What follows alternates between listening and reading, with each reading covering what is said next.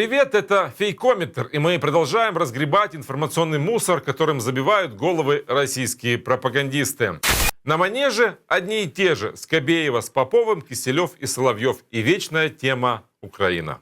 Не хочется злорадствовать, не хочется издеваться над Украиной, но придется. Бедненькие, не хочется, но ничего не могут с собой поделать. Весна прошла, а обострение осталось. Ни витамин D, ни галоперидол не в состоянии унять пропагандистский зуд. Такое впечатление, что в их палате объявили конкурс, кто придумает лучшую пакость о президенте Украины. И вот этот то, молоденький тоже пришел, перспективный, симпатичный, демократически избранный президентик, и тоже рассказывал, как его возьмут в НАТО, и как благодаря НАТО Российская Федерация не нападет на Украину. А теперь выясняется, что если захочет, то нападет, выбьем зубы. Это испугало американцев, и зачем нужен Зеленский, и вообще куда девалась вся эта роль форпоста, да, главного защитника Европы, не ясно. Послушаем президентика. Вероятность полномасштабного вторгнения. Вероятность полномасштабного вторжения со стороны России, она увеличилась или уменьшилась? Тут никто ничего не может гарантировать. Тут никто не может ничего гарантировать, потому что вы же знаете, что в 2014 году никто и вовсе не ожидал от России таких действий. А мы зробили дипломатичную работу. Мы проделали дипломатическую работу для поддержки Европой и Соединенными Штатами независимости Украины. Я считаю, что Россия не может на это пойти, потому что это будет, я считаю, что это может быть мировая война. Тому це дуже небезпечно. Поэтому это крайне опасно, и бояться нечего и некого, потому что мы на своей земле и защищаем ее. Страшно только из-за таких событий, такие угрозы, что может быть подобный шаг. А такие шаги всегда приводят, исторически всегда приводят к потерям, огромным потерям, сотен, тысяч, миллионов людей. Миллионов людей. И, конечно же, об Украине. Мы говорим лишь о том, что иллюзия субъектности, которой жила Украина, которой жил Киев, она растворилась. Даже иллюзия. Львов через 5 лет будет польским, вот к бабке не ходи. И как огромное количество румын одобряют присоединение части территории Молдавии и огромное количество молдаван на присоединение части территории Молдавии к Румынии, я думаю, что они также обработают население Западной Украины, и Львов отойдет. Ну, так себе. Этому Баяну уже 30 лет. Дальше. Хотел бы сделать замечание протоколу Министерства иностранных дел Украины. Когда вы вашего министра Кулебы выпускаете на официальный брифинг, ну, знаете, вот так одеваются персонажи на ЛГБТ-вечеринку. Все-таки министр иностранных дел, первое лицо. Вы знаете, должен хочется быть... сразу спросить, откуда вам известно. О, это уже кое-что. Каминг-аут в эфире российского пропагандистского канала. Правда, смелости признаться до конца не хватило. Попытался оправдаться, мол, видел по телевизору, как выглядят представители ЛГБТ. Ну-ну, следующий. Зеленский добился для Украины статуса одного из пехотинцев в антироссийском ряду. Одного из. Ну что, ну убьют, другого поставят. Пешка. Да, пешка, ну просто ряд такой, понимаете? И все, она никому действительно не интересна, сегодняшняя Украина Зеленского. Угу. Настолько неинтересно, что ни дня без Украины не можете. От слова совсем. Слушаем дальше. А что такое символ сегодняшней Украины? Это, извините меня, козла Тарантас, в которые запряжены козлы отпущения. Вот они... Каждое правительство Украины движется вперед, отказываясь от попередников, наваливая на них кучу всего. Браво! Ярко, образно. Это эксперт о том, что в нормальных странах называется демократией, когда власть меняется на выборах и критикует предшественников.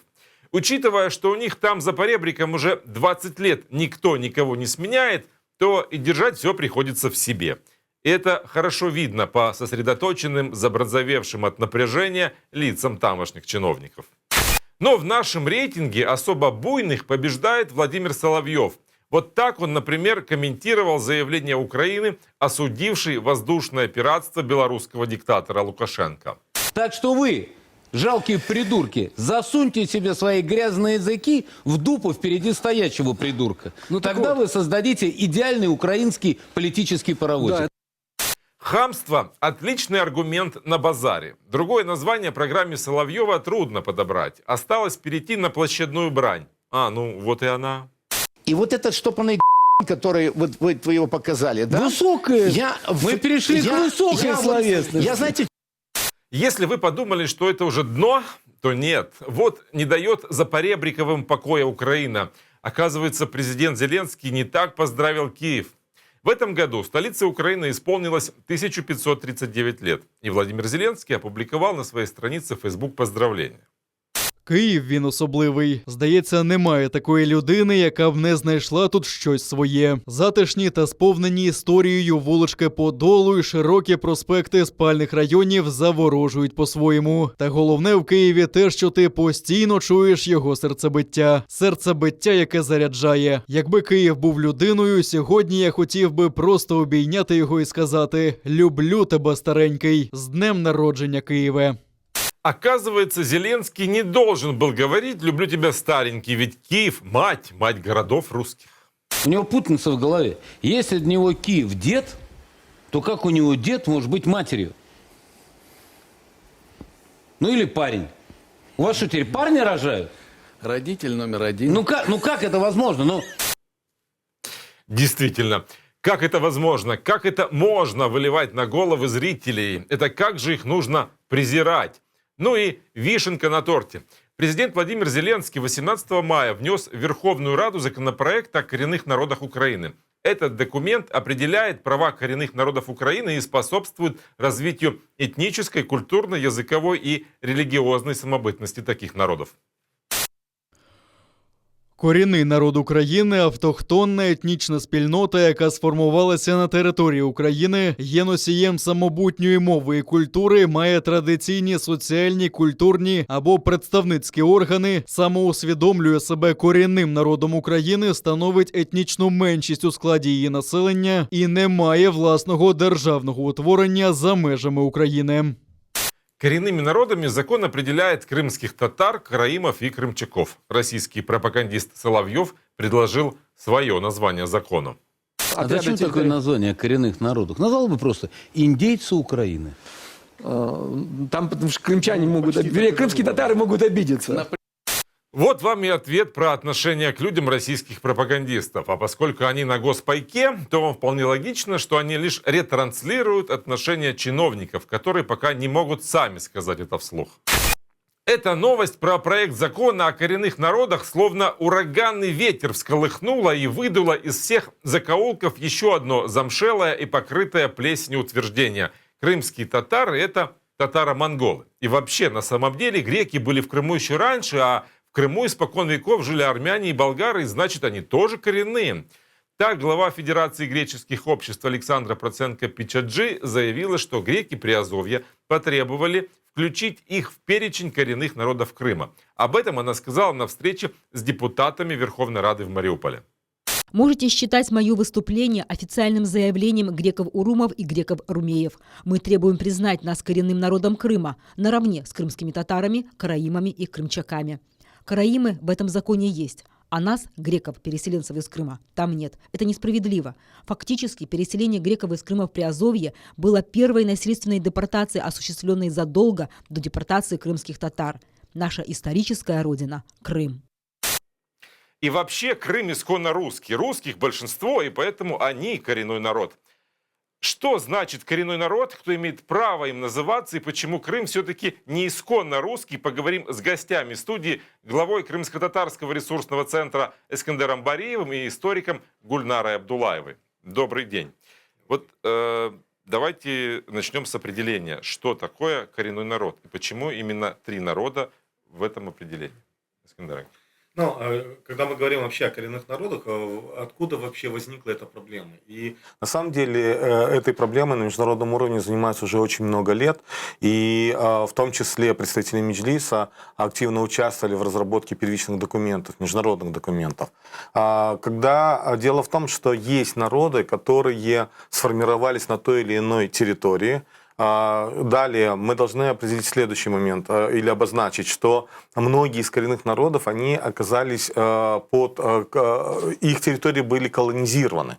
И, соответственно, эти народы не имеют собственного государства или собственной государственности в какой-либо форме.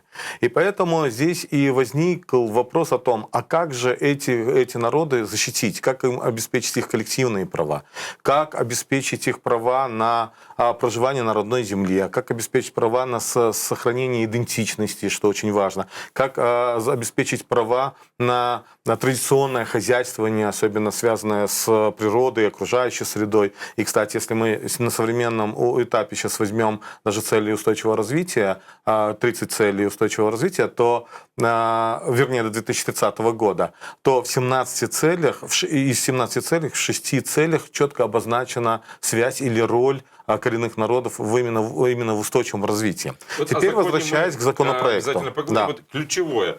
Это тот народ, который сформировался на определенной территории. Именно он, тот народ, который сформировался на определенной территории, который имеет идентичность, то есть он отличается от любого другого народа, то есть имеет свой язык, свою культуру, свои обычаи, свои традиции, свою историю. И, кроме того, и этот народ не имеет собственной государственности. Вот 3 основных кита, на которых нужно опираться. Вот давайте поговорим теперь о формировании крымско-татарского этноса. Я даже помню на себе, в школе нам рассказывали про татаро-монгол, о том, что это кочевники, что это пришлые, что это завоеватели, что на самом деле тут, может, кто-то до этого и жил, какие-то скифы, но потом пришли греки, и, в общем, прав на Крым, как ни у какого народа, по большому счету, нет, а поскольку он уже там несколько веков российский, советский тогда еще, то он исконно русский. Но, конечно же, это бытует до сих пор, и бытует, и, к сожалению, об этом еще и пишутся в учебниках. Мы знаем, что после 2014 года, когда Крым был оккупирован, то в учебниках акценты стали делать даже на этом, что всячески делать акцент на том, что крымские татары не есть коренной народ Крыма. Да, о чем мы говорим? До сих пор сегодня украинские историки, некоторые историки, которые себя называют историками, утверждают, что, там тавры, скифы, действительно, которых народов уже не существует, и греки там имеют право на Крым, а крымские татары, собственно говоря, нет. Вот они там пришли в период Золотой Орды и так с этого времени пытаются называть себя коренными. На самом деле нет. Крым — это то ядро, тот плавильный котел, в котором формировался крымско-татарский народ на протяжении тысячелетий. И тавры, и кемерийцы, и скифы, и сарматы, готы, гуны, и все народы, племенные союзы, которые проходили через Крым, они внесли лепту в самобытную культуру крымских татар. То есть сегодня в современных крымских татарах до сих пор проявляются те либо иные черты того либо другого народа. Характер тех же, например, кыпчаков или тех же скифов. И традиция даже от таких древних народов, как кемерийцев, нам досталась. Поэтому мы можем смело утверждать и говорить о том, что крымские татары — это коренной народ. Он также формировался наравне с караимами и крымчаками только на территории Крыма. И, в принципе, ниоткуда не пришел, ниоткуда не появился, и в итоге сформировался к 13-14 веку уже в народ харамлы или крымские татары. А как появилось именно осознание того, что это именно уже сформировавшийся народ? Когда это произошло и как? Мы знаем, что, в принципе, на территории Крыма было несколько государственных образований. Это еще и Боспорское царство. Позже Крым вошел в состав Хазарского каганата. А уже более определяться стал, когда более самостоятельность такая проявилась уже в период, когда Крым вошел в состав Великой Орды, Золотой Орды. Империя чингизитов действительно завоевывала много земель. И можно сегодня сравнивать Золотую Орду того периода с сегодняшним НАТО, да, то есть она не завоевывала и не приносила разрушения на те земли, наоборот, она оберегала те земли, и, это уже такое отступление, но сам факт, что Крым вошел в состав Золотой Орды, стал Джучевым улусом, и от второго сына Джучи, Чингисхана, пошли правители, которые наместники Крыма, эмиры Крыма, которые находились в Крыму и управляли Крымом.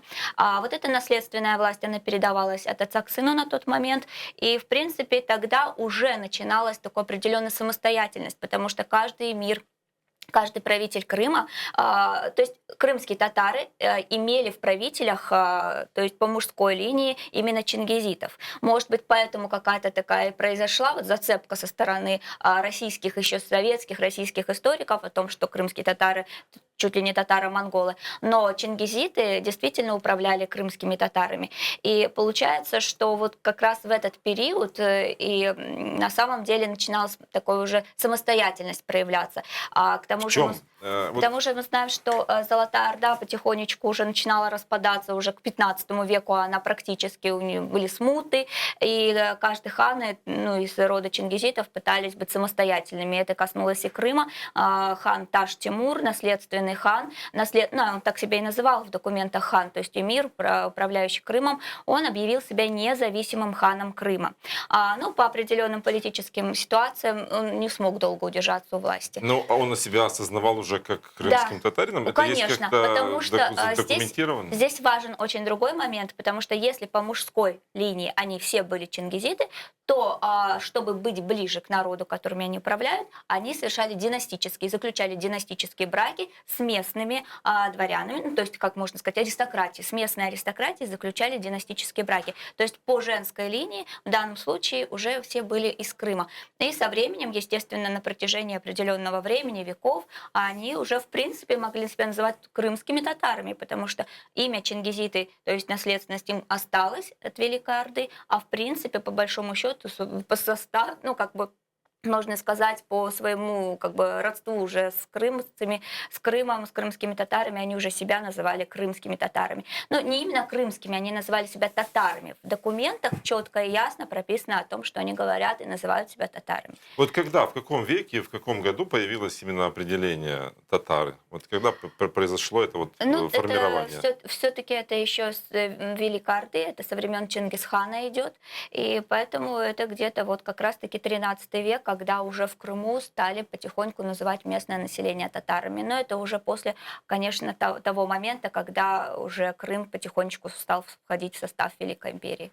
А это было где-то прописано? То есть были какие-то указы, были какие-то книги, летописи? Но были документы именно ханов Великой Орды, которые там, например, заключали договора с генуэзскими факториями, в которых тоже что-то упоминалось о том, что там жители татары, то есть определенные документы были, но не те политические документы, там договора или что-либо такое, как в нашем современном понятии, таких документов не было. То есть косвенно мы знаем, что такие документы, как я уже говорила, которые заключались именно по торговым сделкам или еще либо, там было это указано. Я бы здесь, если можно, я бы еще прокомментировал. Дело в том, что сейчас Гульнара очень хорошо продемонстрировала именно формирование как политической нации. И, конечно же, оно связано в первую очередь с самой государственностью, которая сформировалась. Государственность Крымское ханство. Был Крымский улус, а потом уже появилось Крымское ханство. И другой момент, я на что хотел обратить внимание, ведь на самом деле управление, это еще очень хорошо описывал Збигнев Бжезинский в своем труде «Шахматная доска», где он четко обозначал, какие империи в мире существовали и какое они влияние оказали. На самом деле чингизидский период и империя Чингисхана, она действительно оказала очень сильное влияние не только на юго-восточную или на восточную Европу, но в том числе и на Азию, и на ряд стран. И, соответственно, и, конечно же, в управлении, в системе управления многих из этих стран, в том числе были именно представители именно чингизидов. И поэтому говорить или четко связывать только одно государство только с чингизидами, тоже это будет не совсем правильно. Другой момент, я хотел бы обратить внимание, что это все, когда мы говорим о формировании политической нации, когда мы говорим об этногенезе целого народа. И вот как раз, когда мы говорим об этногенезе крымско-татарского народа, то он еще даже продолжался и после депортации. Ведь на самом деле, если мы возьмем, до сегодняшнего дня продолжается, потому что, несмотря на то, если возьмем, Гульнара не даст мне соврать, по-моему, итальянский путешественник описывал, что если крымских татар в Крыму, это, по-моему, он в 17 веке описывал, выстроить в одну шеренгу, то по антропологическим или фенотипическим показателям вы не скажете, что они принадлежат к одной этнической группе. Поэтому вот здесь как раз-таки очень важно, что мы очень разные, что но мы объединились вокруг одного, и если мы сравним с любым другим народом, а ведь политическая нация, как украинцы, когда она возникла, или как возникли там другие народы, поэтому, вернее, политические нации. А если говорить об этногенезе, опять же, крымско-татарский народ, он сформировался непосредственно в Крыму, да, как Гульнара сказала, там участвовали многие народы, и у нас даже есть по сегодняшний день разница в одном регионе, там, допустим, только в Судакском регионе, но каждое село, у них есть свой диалект, есть свои какие-то, есть даже в обычаях есть отличия незначительные, но мы все считаем себя одним этническим сообществом. То есть можно говорить, что крымские татары это не этническая, а политическая нация. Как крымские татары, я бы сказал, мы, когда нас начали обозначать уже как крымских татар больше, конечно же, это в первую очередь связано с нашей государственностью. Это однозначно, как и любую другую нацию.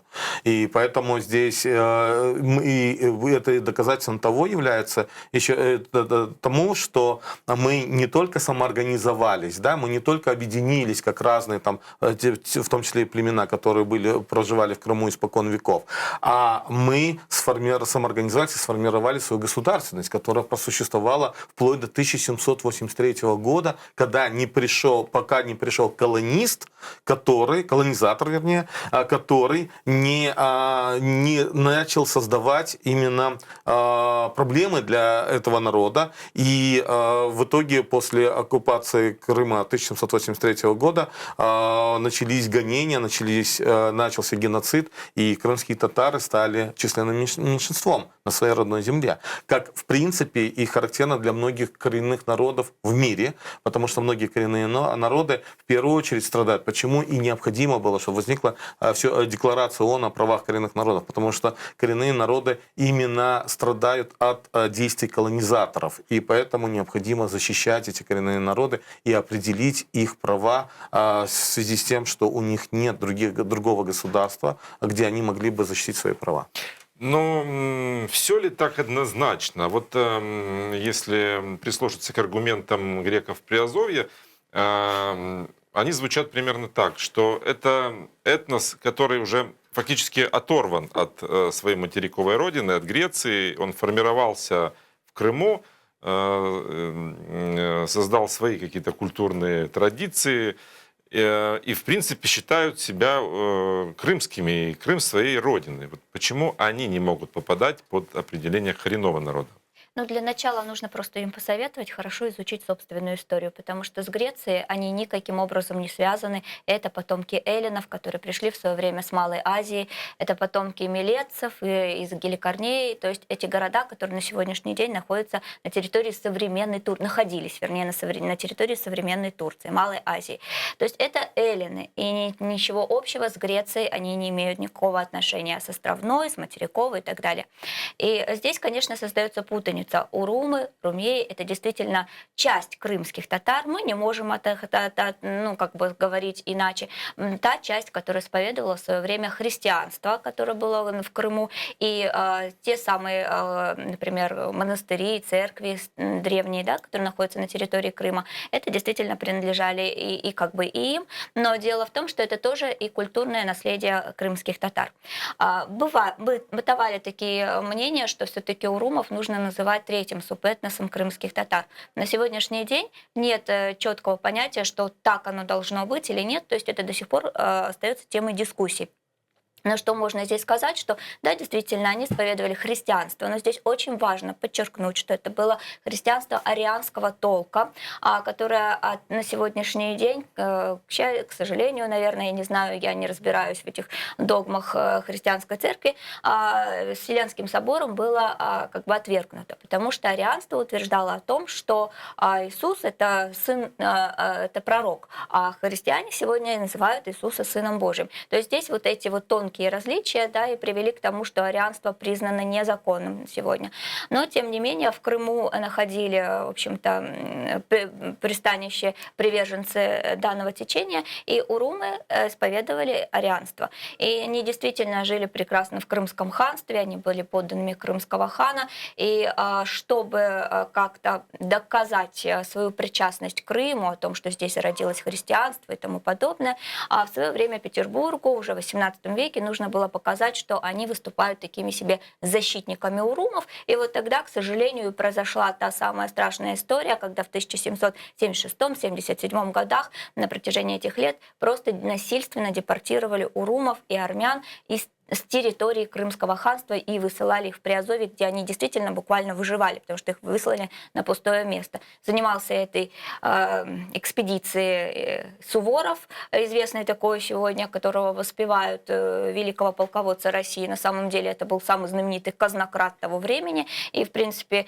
деньги, которые были выделены на депортацию урумов на тот момент, он просто прикарманил себе, а люди выживали как могли. Ну, естественно, здесь не обошлось и без той самой политики, когда их как бы предводитель, духовный предводитель, он тоже был, в принципе, человеком Петербурга, и как бы направлял свою паству на то, что нам действительно нужно покинуть в целях безопасности Крым. Вот если можно, да, чтобы я хотел бы обозначить ряд таких вот специфических моментов. Специфические моменты заключаются в том, что урумы, во-первых, вопрос отношения, являются ли они коренными или нет. Ну, во-первых, коренными народами, как я уже говорил, являются те, которые сами себя, то есть их самоидентичность, они сами себя считают коренным народом, это раз. Ну, вот они во-вторых, сейчас, секундочку, они же себя считают все-таки греками. Дело в том, что... По словам Гульнары, их родины уже тоже нет.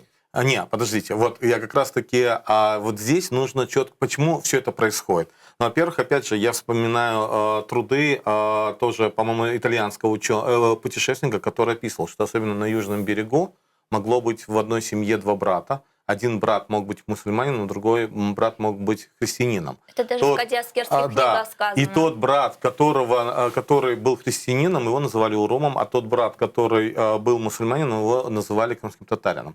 То есть я к чему это говорю? Дело в том, что когда уже Российская Федерация, царская Россия начала колонизировать Крым, по сути дела, она вела политику, опять же, замещения населения, что происходит и сегодня.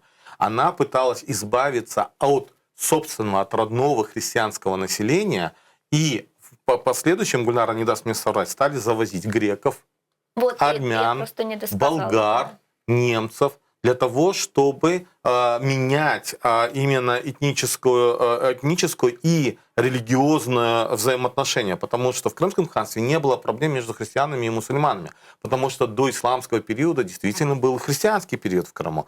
Поэтому особенно это касается южного берега, горных территорий. Поэтому вот здесь мы должны обозначиться. А что касается сегодняшней ситуации, то мы понимаем, что после того, когда были депортированы урумы, я про урумов говорю, я не говорю про греков.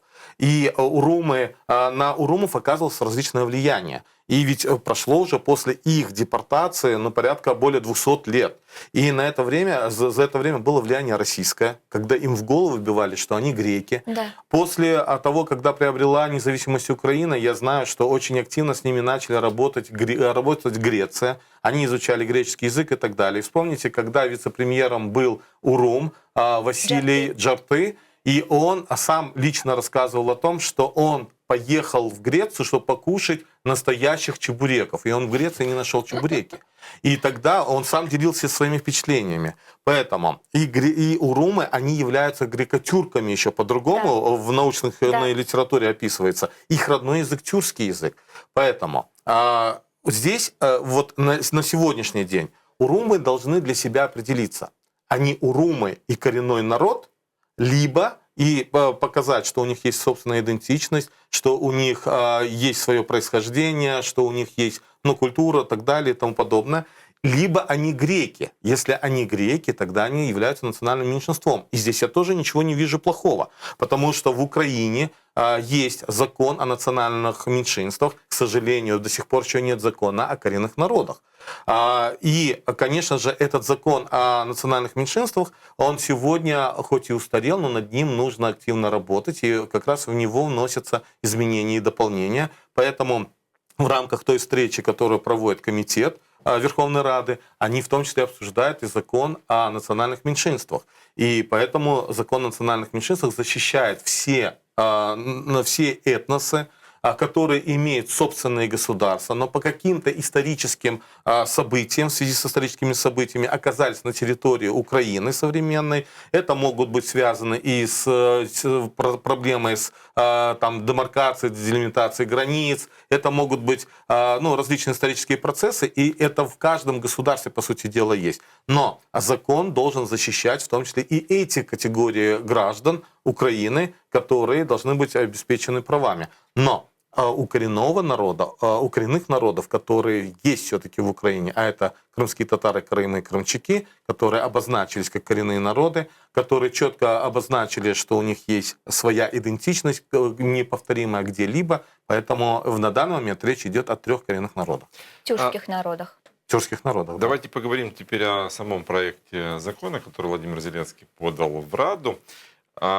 Зачем он нужен? Как там защищены права? Культурные, языковые? В первую очередь, опять же, в этом я скажу так, этот законопроект, он неплохой. Он, в принципе, предусматривает основные посылы с Декларации ООН о правах коренных народов.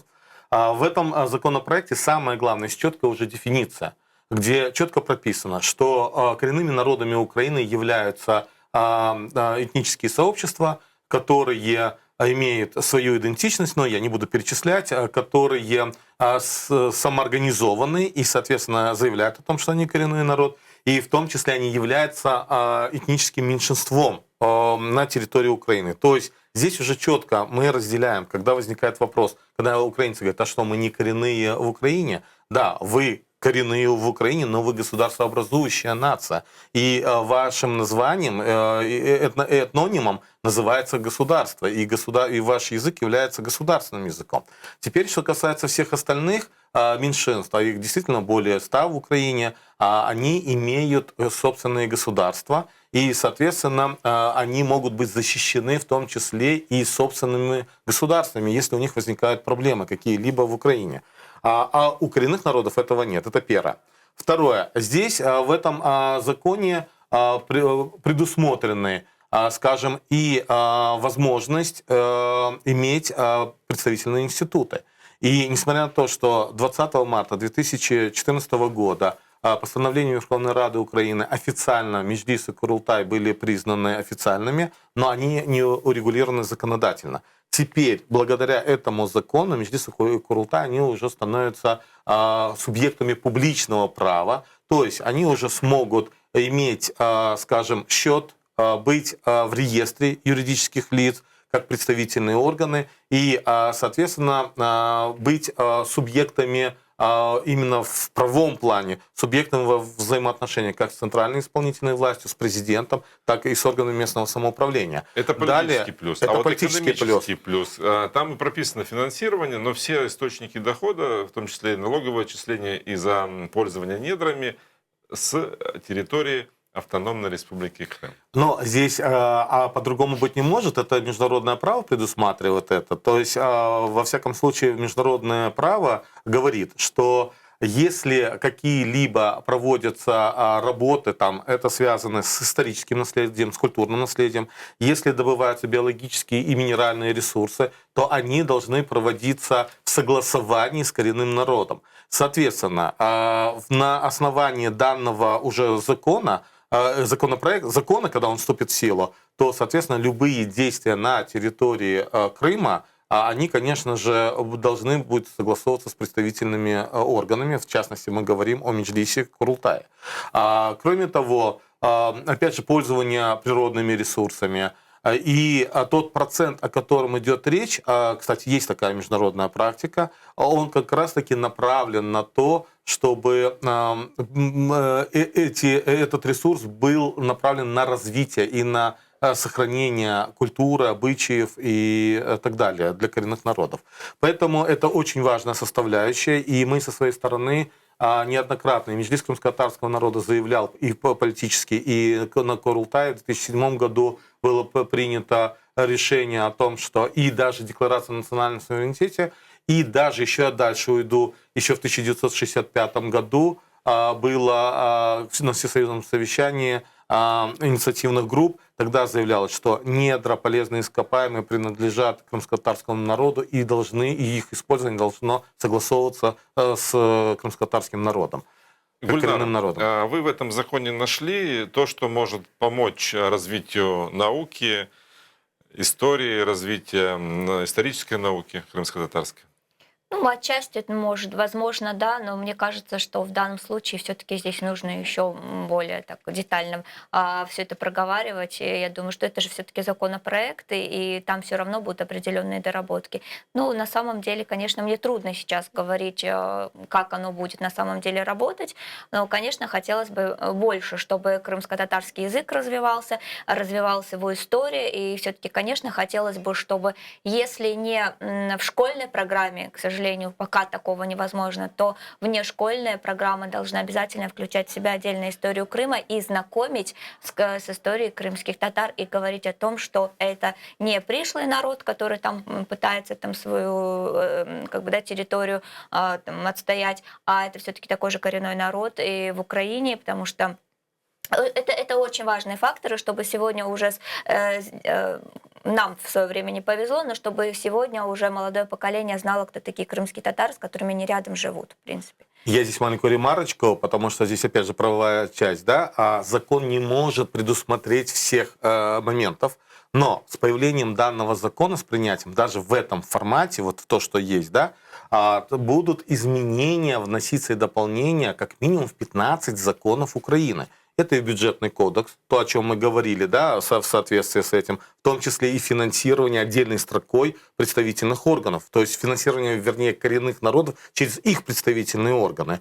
Это и в закон о культуре, закон об объединении граждан, в закон налоговый, в кодекс налоговый, в закон об образовании. Кстати, в законе об образовании есть уже предусмотренное в украинском законе именно право коренных народов на образование на родном языке. Как раз-таки оно будет более четко урегулировано и в законе о языке. Да, дело в том, что вот в общем как раз и закон Украины об образовании, он как раз и прописывает более четко образование в Украине. Но при наличии данного закона как раз регулируются эти вопросы более четко. И в том числе и о языке, и о культуре и так далее. И даже закон о выборах. Потому что вот здесь как раз-таки в этом законе в том числе и предусматривается, что государство содействует тому, чтобы представители коренного народа были представлены в Верховной Раде Украины, в Верховной Раде Автономной Республики Крым и так далее. Это говорит о том, что с принятием или с внесением изменений, дополнений в закон о выборах, там должны быть предусмотрены квоты на крымско-татарские, на коренные народы. И, соответственно, мы уже не будем вести политические переговоры. То есть каждый крымский татарин или там караим или крымчак, он может быть там в списках какой-либо политической партии или баллотироваться от какого-то округа, но будет предусмотрена уже квота, и там дальше уже законом не этим, а тем должно быть прописано, каким образом будут выбираться, скажем, представители коренных народов в Верховную Раду Украины. И все-таки черт кроется в деталях, да, и вот есть такой пункт, статья 8, правовой статус представительного органа. Сейчас на избрание членов Меджлиса, влияет оккупация, конечно, но вот представим такие идеальные условия, когда есть выборы, на решение крымско-татарского народа никто не влияет. То есть это право самого народа избрать, утвердить. Меджлис имеет политический авторитет, хоть не имеет формального статуса, но никто не может сказать, что вот, кто-то повлиял на выбор народа. Сейчас же этот закон предлагает оформить, скажем так, этот статус через... Неправильно. Это неправильное толкование. Вот давайте, чтобы правда, была да. цитата, Чтобы было понятно. мы сейчас послушаем цитату, как звучит эта статья.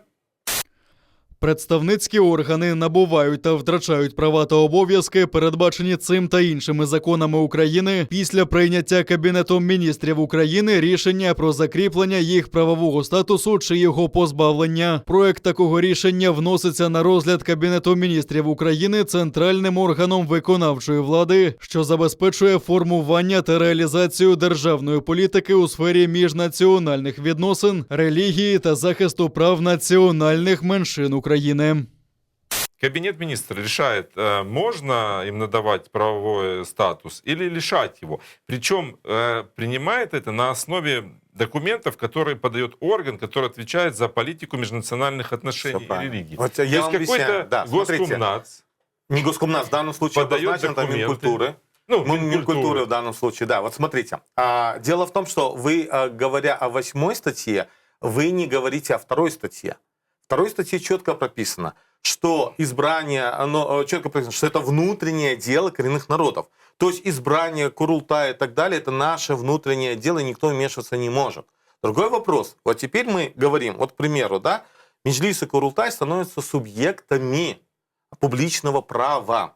Соответственно, после выборов и так далее, когда появляется этот субъект, он должен попасть как минимум в реестр юридических лиц. Кто будет его подавать в реестр юридических лиц? Соответственно, этот пункт, он предусматривает то, что с подачи центрального исполнительного органа, в компетенцию которых входит работа с этнонациональной политикой, скажем так, да, государственной, подает или информирует, что вот прошел такой-то процесс и так далее, и нужно включить в реестр. Ведь вот представьте, прошел Курултай, избрали новых людей. То есть, во-первых, долг Курултая и Меджлис должны попасть в реестр юридически. С другой стороны, и причем Кабмин, на уровень Кабмина, то есть Кабмин таким образом легализует, потому что эти моменты. Кроме того, после выборов, когда обновляются составы, они, конечно же, должны тоже быть легализированы. Это не говорит о том, что Кабинет министров будет вмешиваться в процесс выборов, потому что это вопрос исключительно и прерогатива внутренняя коренных народов. Поэтому в данном случае там, просто когда читают, там немножко корявенько написано, скажу честно. У нас есть собственная такая формулировка этой 8 статьи, но в целом это подразумевает именно это. Это ни в коей мере не подразумевает, что Кабинет министров будет диктовать. Кроме того, я вам даже скажу, если из ближайшей практики, когда некоторые пытались вообще в закон прописать чуть ли не положение Меджлиса крымско-татарского народа, я был один из тех, который выступал категорически против, вот тогда было бы полное вмешательство во внутренние дела представительных органов. И поэтому здесь просто некоторые неправильно начинают толковать эту статью. А здесь надо, чтобы об этом говорили юристы, а не, скажем, или те хотя бы, которые имеют опыт работы в государственной системе. Но мы же знаем, в каких реалиях мы живем. То есть завтра приходит Янукович к власти очередной, который не намерен сотрудничать с Меджлисом, как это было. 2 статья. И он, 2 статья этого же Кабинет закона. министров Украины принимает решение аннулировать все правовой статус. Аннулировать Меджлиса. они не могут. Здесь там же не прописано. Решение о закреплении правового закреплении. статуса. Да. Дело в том, что закрепление правового статуса, смотрите, закрепление правового, закрепление, а не определение правового статуса. Давайте тоже брать в термины.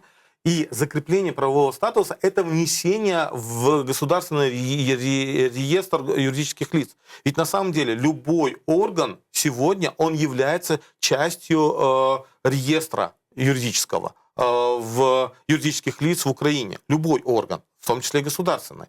Поэтому органы, представительные органы коренного народа, они должны быть внесены в реестр, потому что они тогда становятся субъектами публичного права. И поэтому здесь я не вижу абсолютно никаких проблем. Другой вопрос, нужно его чуть-чуть подкорректировать, и чтобы не было неправильных толкований этого вопроса. А без этого мы просто не справимся.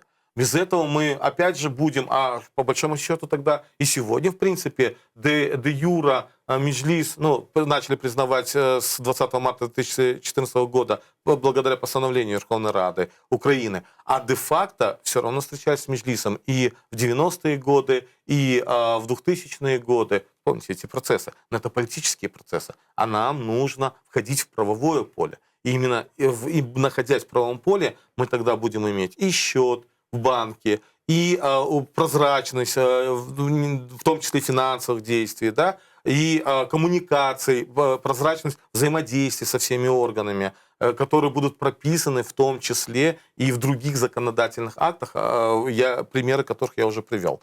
Поэтому здесь оно должно систематизироваться, это государство. И в государстве как раз-таки должны быть четко продуманы все эти моменты.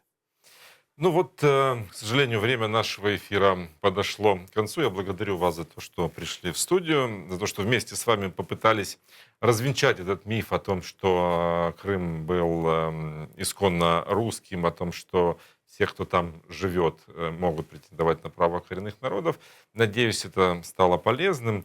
Фейки, мифы, дезинформация вечны, а с развитием цифровых технологий вездесущие. И всегда есть те, кто будет загрязнять информационное пространство. Чтобы не стать их жертвой, внимание на авторство информации. Обращайте внимание, не поленитесь найти подтверждение в других источниках или смотрите нашу программу. Это был Фейкометр. Подписывайтесь на YouTube телеканал АТР, оставляйте свои комментарии и расскажите, с какими фейками вы сталкивались. Спасибо, что были с нами.